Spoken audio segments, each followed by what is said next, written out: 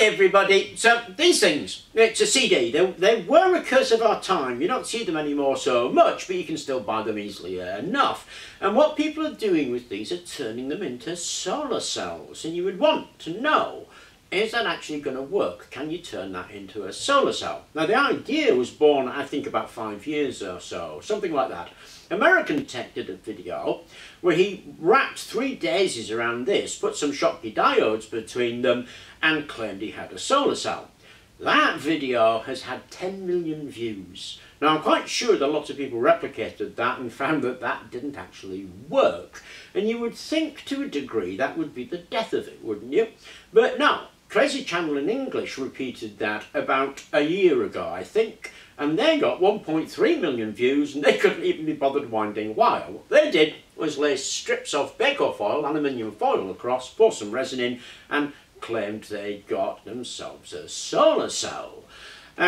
This can't possibly work. In a minute we'll go into why, but of course it keeps on rearing its head. About 3 weeks ago, King Homemade brought out one of these. It's had 2.3 million views.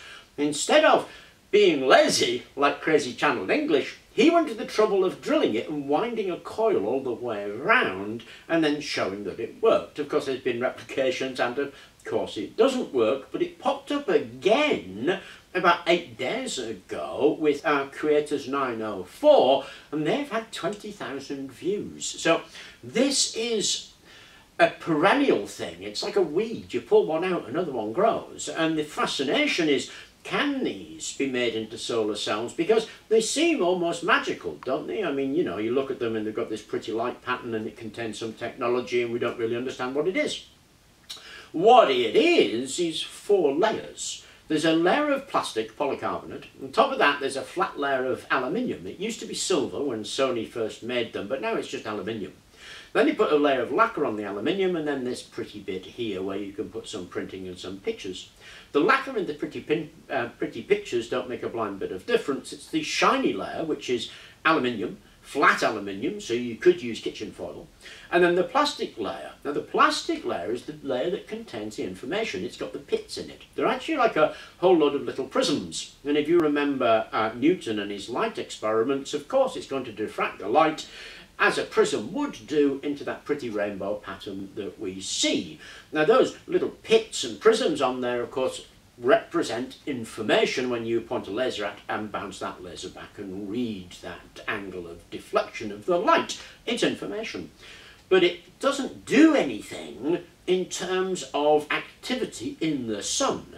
It is just a flat piece of aluminium with a bit of something on top.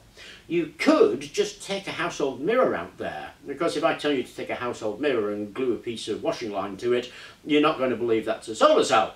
You can try it and of course it's not going to work, but for some reason we think that if we put some little dots on there, it suddenly will start working. I mean, they're not even making connection to the aluminium when they make these things, so it astounds me why people would think that would work. So, in those terms, the scam videos that you're seeing on turning CDs into solar cells are just that, scam videos. They are never going to work because even at their very basics they couldn't possibly. There's no connection. However, you can turn these into solar cells. The way to turn them into solar cells is to pick off the plastic and paint the aluminium with solar cell material. Yeah, I have a solar cell.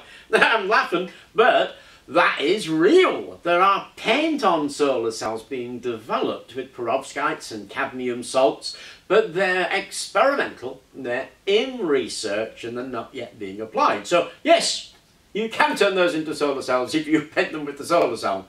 Of course, people do make solar cells, and the usual ones that are made are the selenium ones or the copper oxide ones. Of course, they were a little bit disappointing in terms of their performance, but they were very early solar cells, so 1 or 2% efficient. The high efficient solar cells, well, you need some machines and some research to be able to do that. So you can do it if you make your own chemicals, but you won't be doing it by gluing bits of wire onto this plastic.